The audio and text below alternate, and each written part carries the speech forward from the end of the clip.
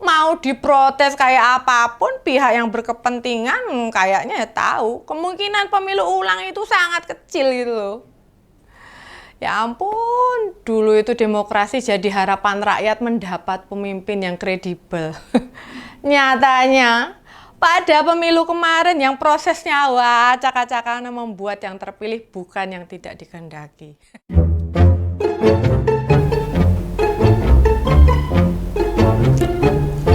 Hai, ketemu lagi di Ngos-Ngosan Ngopini Santai bareng Mbak Yus. Akhirnya Hakim Sidang Mahkamah Konstitusi meminta KPU menjelaskan secara rinci tentang persoalan Sirekap. Hanya saja waktu hal itu ditanyakan ke KPU, lah ya enak aja dia ngejawab. Cuma dibilang KPU kalau Sirekap itu alat bantu. Loh ini gimana tau penyelenggara pemilu ditanya hakim kok jawabnya saknyuk gitu. Sebenarnya yang butuh jawaban itu bukan hanya hakim MK, namun rakyat ya butuh tahu. Soalnya banyak pihak pengen ngerti sistem yang bekerja di Sirekap itu bagaimana. Nah, sebelumnya juga dibilang bila cloud atau servernya terkoneksi dengan Alibaba di Singapura. Bagi yang belum tahu Alibaba, ini bukan cerita dongeng loh ya, melainkan sebuah perusahaan yang dimiliki konglomerat asal Cina. Dia bernama Jack Ma. Sekarang sih kabarnya sudah dilepas. Nah, pertanyaan mengenai Sirekap ini yang diajukan oleh Bu Hakim Eni Nurbaningsih makin membesarkan banyak pertanyaan soal pemilu. Termasuk diantaranya banyak sanksi yang diterima jajaran KPU. Soal kabar server Sirekap berada di Singapura, beberapa hari lalu salah satu komisioner KPU Bang Agus Melas mengatakan belum menelusuri. Berarti gatel. Pada sekelas komisioner kok ya menghindar begini ya. Makin hari perjalanan gugatan dan persidangan di Mahkamah Konstitusi membuat rakyat jengah. Inilah pemilu dan pilpres yang makin dipertanyakan banyak pihak. Dan usai pilpres penghitungan suara sempat dihentikan. Alasannya mau pembenahan Sirekap. Kan yo barang Mbak Yus pikir-pikir yo idealnya alat bantu kan yo memudahkan toh. Lah kok ini malah merepotkan ya? Yang namanya alat bantu mestinya kan ya memudahkan. Mengapa ini malah mempersulit? Ada yang mudah kok malah nyari yang sulit. Masalah Sirekap ini jadi satu masalah di antara materi gugatan yang diajukan baik pasangan 01 maupun 03. Nah, bila ada yang nanya, mengapa perhatian rakyat pada jalannya persidangan kok minim? Ya karena banyak yang sudah pesimis, cuek, putus asa. Mau diprotes kayak apapun, pihak yang berkepentingan kayaknya ya tahu kemungkinan pemilu ulang itu sangat kecil gitu loh. Ya ampun, dulu itu demokrasi jadi harapan rakyat mendapat pemimpin yang kredibel.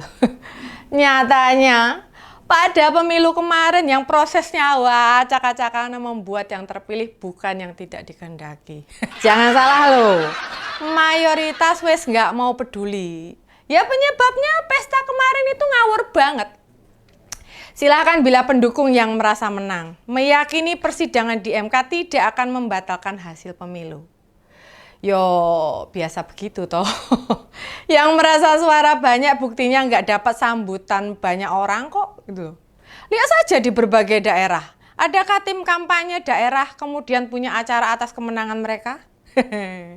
Jujur, bagi Mbak Yus yang mau merasa menang, lalu kemudian mau optimis jika negara kita makin maju, ya silahkan saja. Itu juga hak kok gitu loh.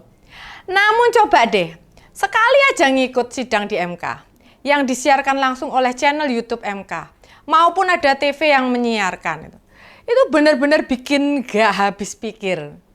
Ketua KPU dan Bawaslu malah sempat ditegur Hakim MK ya soalnya ketiduran. Oke lah, kita paham, ngikuti jalan sidang tiap hari itu nggak mudah.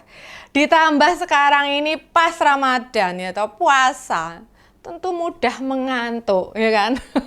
Belum lagi di luar sidang, Mereka perlu ke kantor, memastikan pekerjaan berjalan seperti biasa.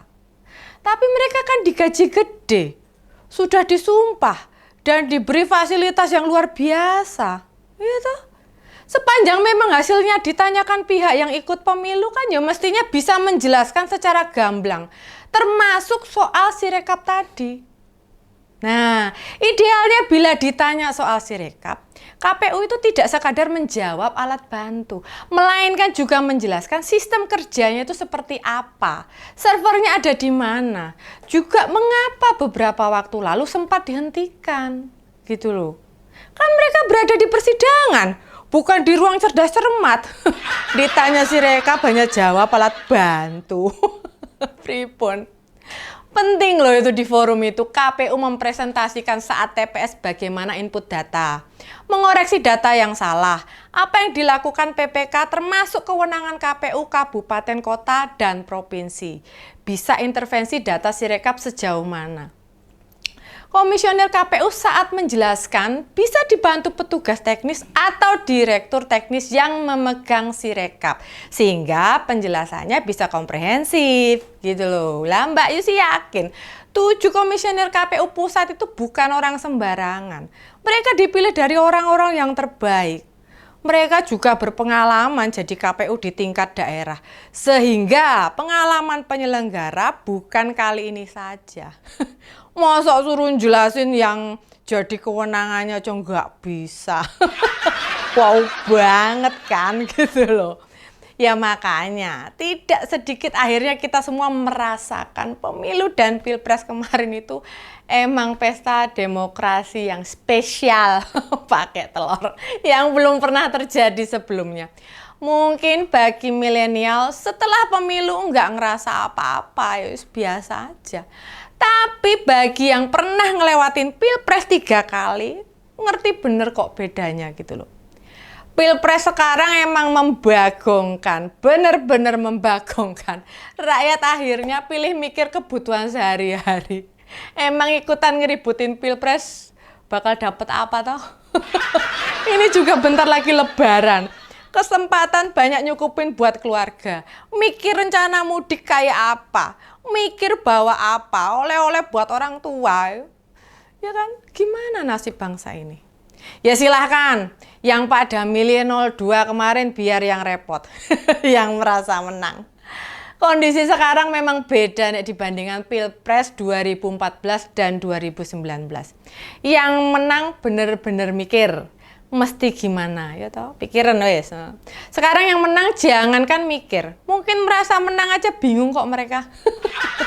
Kita tunggu langkah-langkah persiapan untuk perlimpahan jabatan aja nggak ada. Kita tuh bingung loh, sebenarnya yang kemarin itu acara apa toh? Kok malah kita nggak ngerti. Lah Pak Prabowo sama timnya lagi ngapain sekarang? Bola. Wes pegah mikir Mbak Yus, tak golek takjil sik wae lah ya para ngoser. Segitu ngos-ngosan ngopini santai bareng Mbak Yus, kita ketemu lagi di ngos-ngosan selanjutnya. Bye.